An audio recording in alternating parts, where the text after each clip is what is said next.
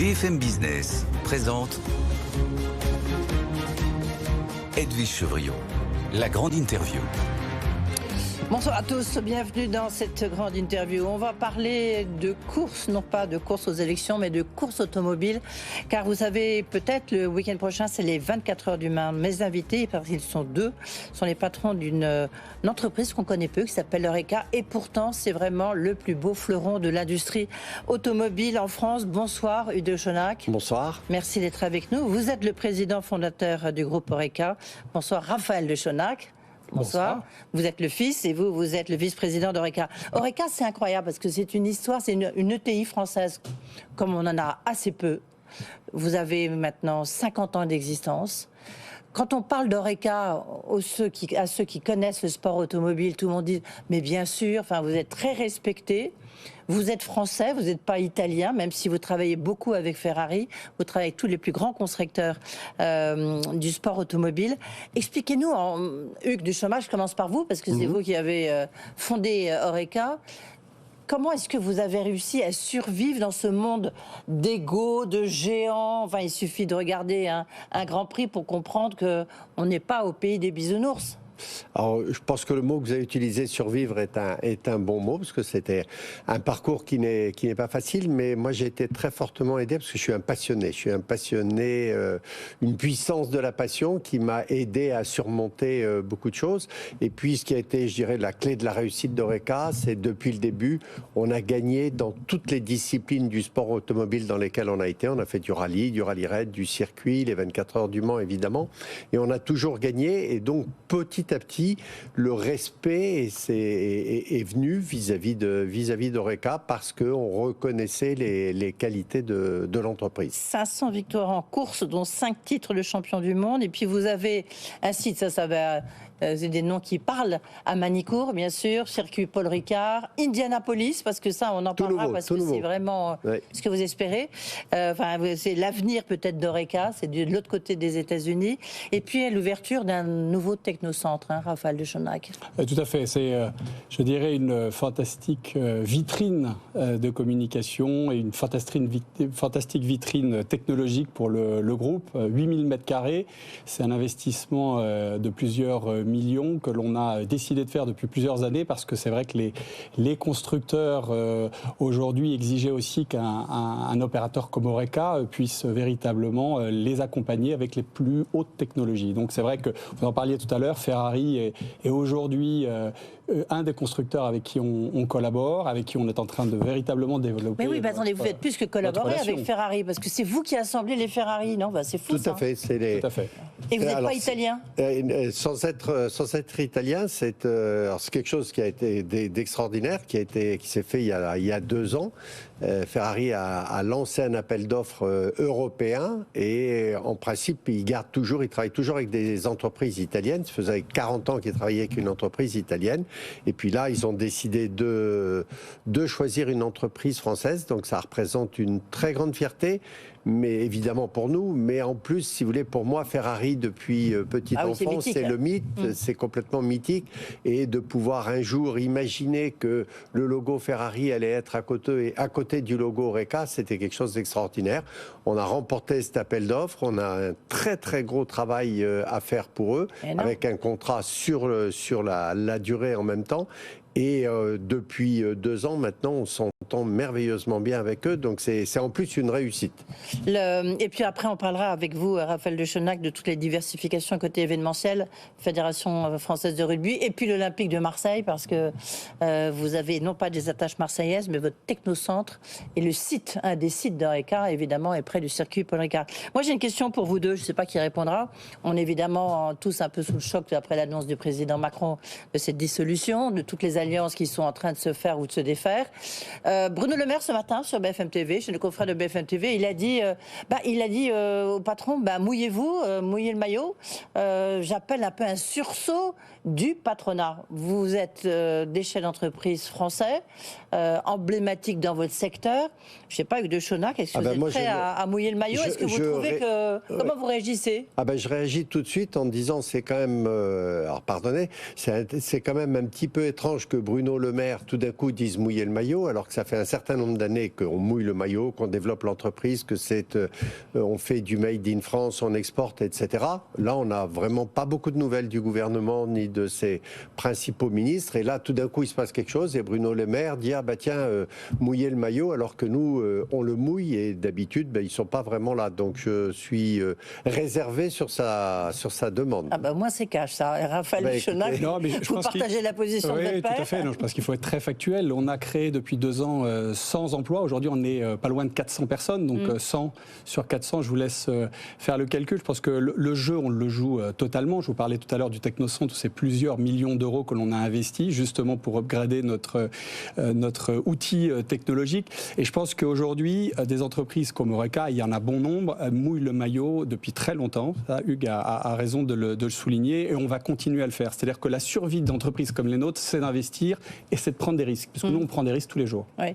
Et la réindustrialisation dont parle beaucoup Bruno Le Maire, pour ne pas le citer, c'est possible, vous y croyez, c'est ce que vous faites? Non, mais on y croit, mais surtout, c'est pour ça que je trouve que c'est un petit peu décalé son appel, parce que moi, je considère que notre entreprise, on coche toutes les cases. On est un industriel et on fait beaucoup de choses en France. On a investi beaucoup, comme vient de le dire Raphaël, on exporte beaucoup, on produit en France, on recrute en France, on embauche, donc on coche beaucoup de cases. Et puis cet appel, c'est pour ça que cet appel, je le trouve un peu agaçant. Oui. Et puis surtout, c'est que, d'abord, merci d'être sur ce plateau, parce que je crois que c'est la première fois un peu que vous parlez, peut-être le côté secret des entreprises familiales. Or, l'industrie automobile, c'est quand même, je le disais, c'est une très belle vitrine. Et la vitrine française, on ne connaît pas. 24 heures du Mans, donc ça commence samedi 15h, évidemment, absolument, et ça termine dimanche 15h. Je crois que vous êtes quasiment présent dans toutes les catégories, non? On est présent dans les 3 catégories. Alors les 24 heures du Mans, il faut savoir que c'est une course mythique, c'est la plus grande course d'endurance au monde. Il y a, par rapport aux États-Unis, à l'Asie, etc., c'est la plus grande course. C'est celle que tous les constructeurs rêvent de remporter une fois. Il y a 3 grandes catégories. Vous avez la catégorie reine qui s'appelle l'hypercar, et où vous avez tous les grands constructeurs qui sont là, Porsche, Toyota, Peugeot, Renault, etc. Vous avez la deuxième catégorie qu'on appelle Le Mans Prototype 2, LMP2, et où là, il y avait 4 constructeurs qui sont des petits constructeurs, parce que ça s'adresse aux équipes privées. Les 4 constructeurs, il n'y a plus que Horeca, puisque là, on domine complètement ce marché-là. Et vous avez monopole, et vous avez donc 16 Horeca LMP2 au départ des 24 heures du Mans sur 16 places. Et puis dans la troisième catégorie... Comme ça, vous êtes sûr de gagner, quoi. Ouais. Alors là, c'est la catégorie dans laquelle on est sûr de gagner. Et puis il y a une troisième catégorie qui s'appelle les GT, les grands touristes. C'est-à-dire que ce sont les voitures de route qui sont transformées en véhicules de compétition, sur lesquels vous avez Aston Martin, Porsche, Ferrari, Lamborghini, etc. Et là, dans l'accord que l'on a avec Ferrari, on a 5 Ferrari au départ, ce qui fait qu'on est présent dans les 3 catégories. Dans la première, avec Alpine Renault, on est présent dans ces 3 catégories, et donc très très motivé, parce que moi c'est personnellement une course qui me fait rêver, et c'est une course à chaque fois qui procure un nombre d'émotions incalculables. Bien, ça, on a compris. Raphaël de Chonac, le sport, le business du sport automobile. D'abord, vous travaillez avec toutes les marques. On a parlé de Ferrari parce que c'est quand même très emblématique, forcément. Mais vous travaillez avec Peugeot, vous travaillez avec Mazda, vous travaillez avec Alpine. Non, toutes les grandes marques. Alors, dans le cadre des 24 heures du Mans, effectivement, on va travailler avec un certain nombre de marques. Ce qui est intéressant, notamment aux 24 heures du Mans, c'est que c'est un événement qui est majeur pour le groupe Horeca, parce que c'est un événement où toutes nos activités sont présentes. Naturellement, la partie course auto constructeur, dont vous parlez mon père, mais aussi nos 2 autres métiers, 2 grands métiers de diversification, qui sont l'événementiel, où effectivement on travaille avec plus de 5 constructeurs, et aussi la partie retail, où on propose un certain nombre de dispositifs de boutiques, où on travaille aussi avec quelques constructeurs. Donc c'est pour nous un événement majeur, où on peut retrouver l'ensemble des activités du groupe. Et là, il y a toujours autant de monde, là, aux 24 heures du Mans ? C'était sold out en novembre, 280 000 billets vendus en 48 heures. D'accord, oui. Vous parliez de l'événementiel, Raphaël de Chonac, à l'instant. C'est un des 3 piliers, parce qu'il y a évidemment il y a Horeca Sport, il y a Horeca Retail et Horeca événementiel.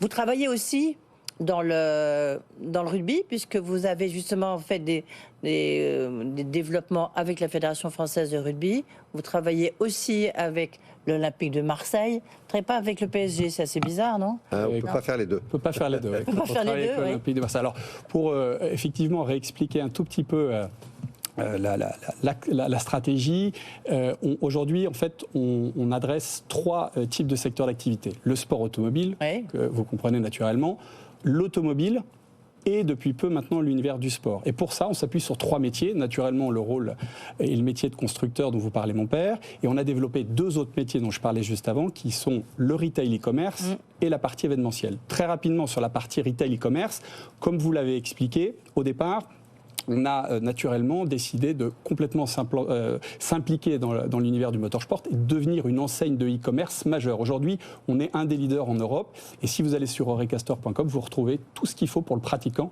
de sport automobile. Mais on a décidé... Et c'est quoi, par exemple? Parce que j'imagine que ce n'est pas un moteur de Ferrari, mais enfin, c'est des équipements pour le pilote, c'est des casques, des gants, des combinaisons. Ça va jusqu'à des pièces techniques, des pièces d'habitacle, exactement, des harnais, des baquets, des volants, tout type d'équipements qu'on peut retrouver pour le sport automobile.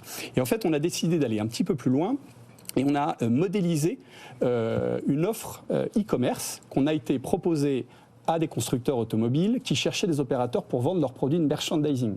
Donc aujourd'hui, vous avez des constructeurs comme Audi, comme DS, comme Alpine, qui s'appuient sur Horeca. On est en marque blanche, c'est-à-dire qu'on n'apparaît pas complètement, on personnalise et on conçoit le site, on l'anime.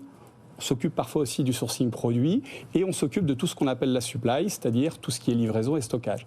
Et ce modèle-là, puisque vous le soulignez, en fait, on a décidé de le développer aussi dans l'industrie du sport. Au départ avec la Fédération française de rugby qui recherchait un opérateur européen. Alors il faut savoir que dans l'univers du sport, c'est souvent un périmètre qui est très courtisé par des grands faiseurs américains, européens. Oui, j'imagine, oui, c'est ça. Je peux vous dire que quand vous êtes votre histoire assez incroyable. Français, c'est jamais très simple. Fédération française de rugby qui nous a permis premièrement de se faire un nom, de se faire repérer, de travailler après avec d'autres clubs sportifs tels que le Stade Français. Et l'année dernière, voire le plus grand club de Ligue 1 à nos yeux, en tout cas, a décidé de s'appuyer sur Horeca. En face de nous, on avait des opérateurs qui, sur le papier, étaient beaucoup plus forts que nous, mais l'Olympique de Marseille a décidé de nous faire confiance, ce qui a été, bien entendu, une reconnaissance et un challenge fantastique pour nous. Oui, mais c'est ça qui est un peu incroyable dans votre histoire. Alors, Hugues de Chonac, c'est vrai que vous êtes un nom dans le sport automobile français, mais quand même, vous êtes, pardonnez-moi, enfin, vous êtes quand même relativement petit par rapport à tous ces géants qui tournent autour du sport automobile. Et vous êtes, en plus, vous êtes française, qui n'est pas forcément une marque de fabrique très... Ça, vous n'êtes pas... Il faut mieux être italien, j'ai envie de dire, dans le sport automobile. Et vous arrivez à résister et vous êtes de plus en plus reconnu. Ça, il y a quelque chose qui m'échappe. Alors, je pense qu'il y a un état d'esprit, il y a une qualité que l'on a chez Horeca et que j'avais dès le départ, on est compétiteur. Moi, je suis un compétiteur et je me rappelle toujours d'une phrase du président de l'Olympique de Marseille qui dit « On a été surpris par les présentations de vos équipes parce qu'on avait l'impression qu'ils étaient en pleine compétition. » Donc nous, dans tous les métiers qu'on fait, ce que Raphaël vient de dire, il y a toujours ce même état d'esprit. Voilà, on a besoin de gagner parce qu'on peut être compétiteur, mais nous, on cherche la victoire en permanence. Ouais. Alors, entreprise familiale, donc, enfin, le père, le fils, on verra la suite. Hein. Est-ce que ça doit rester une entreprise familiale non cotée, donc qui reste dans la famille? Ou un jour, vous pourriez vous appuyer sur des géants, encore une fois Ferrari, parce que c'est devenu quand même un de vos principaux clients, ou pas, ou à Peugeot. On connaît Carlos Tavares, vous le connaissez très bien, il a couru sur vos voitures. Est-ce que Carlos Tavares peut dire tout d'un coup, tiens, je reprendrai bien Horeca? Alors, il peut le dire, et il y en a quelques-uns qui le disent depuis 7-8 ans. On est devenu vraiment courtisé, on est approché par des fonds d'investissement. Mais alors pour moi, c'est très important de rester une entreprise familiale pour une raison déjà première et je dirais quasi prioritaire, c'est l'indépendance et l'agilité de la décision. C'est-à-dire que quand on vient me proposer un projet, Moi, il me faut 24 heures pour prendre une décision et je ne suis pas obligé de faire 15 tableaux Excel. Ça remonte en haut et ça descend, d'accord. Voilà, et que ça descende. Donc ça, pour moi, c'est très important et c'est quelque chose partagé avec Raphaël et Il va dire ce qu'il pense.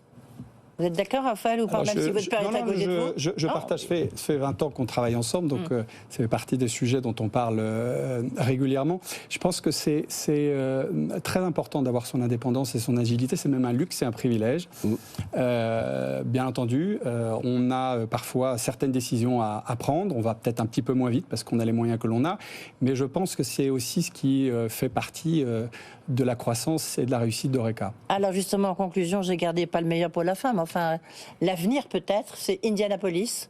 Vous avez ouvert un site à Indianapolis. Ça veut dire que vous avez déjà gagné Indianapolis, enfin une de vos voitures. Non, on n'a pas encore gagné. Pas encore gagné. Mais grand objectif. Voilà, c'est un objectif. C'est les grandes courses mythiques dans le monde, dans le sport automobile, en dehors des grands prix de Formule 1. Vous avez les 24 heures du Mans et vous avez les 500 miles d'Indianapolis. C'est sûr que le prochain défi, je ne sais pas si ce sera dans 2 ans, 3 ans ou 4 ans, mais ça serait de remporter Indianapolis ou d'avoir une voiture Horeca qui remporte Indianapolis, ce serait merveilleux. Et c'est pour ça qu'on a commencé à mettre un premier pied justement à Indianapolis en créant une filiale américaine qui est installée là-bas pour pouvoir préparer ce projet, ce défi. Qu'est-ce que vous dites à ceux qui disent sport automobile, c'est vraiment le sport de l'ancien monde? Aujourd'hui, ça pollue beaucoup, donc ça consomme beaucoup d'essence, de CO2. C'est un sport sans avenir. Vous répondez quoi? Je réponds qu'ils se trompent complètement parce que le sport automobile, c'est un laboratoire. Il y a le mot sport, c'est un spectacle, mais c'est aussi un laboratoire. Il ne faut pas oublier que tous les développements qu'il y a eu dans toutes les voitures, des freins à disque à toute l'électronique, à la sécurité, proviennent du sport automobile. Le sport automobile est complètement concerné par l'environnement et là, il y a d'abord le e-fuel qui est le carburant de synthèse et puis il y a l'hydrogène qui arrive. Vous aurez, je pense, d'ici 2030, une voiture à hydrogène capable de remporter 24 heures du Mans. D'accord. Allez, le pilote de Formule 1, votre idole, c'est qui? Hugues de Schoenack, c'est qui pour vous? C'est les idoles, c'est les pilotes que l'on a eus, qui sont des pilotes Horeca, comme Alain Prost, comme Jacques Lafitte, comme Jean Alesi. Et plein d'autres sont les pilotes que l'on a formés. Et il y en a qui sont devenus champions du monde. Ils ont tous remporté les Grands Prix. Et ils sont tous passés par Horeca. Raphaël, votre idole? Moi, j'ai connu 2 époques, effectivement. J'ai grandi donc, dans l'univers du sport automobile avec Jacques Lafitte, avec Alain Prost. Donc, c'est tous des pilotes que j'ai côtoyés. Après, plus récemment, j'avoue que j'aime beaucoup les pilotes avec du caractère. Verstappen est un pilote assez exceptionnel. Et voilà, pour vous donner les bébés Horeca. Merci beaucoup d'être venus sur ce plateau. Hugues de Schoenack, Raphaël de Schoenack, donc les présidents et vice-présidents fondateurs du groupe Horeca Sport Automobile. Puis bonne chance pour les 24 heures du Mans. Merci.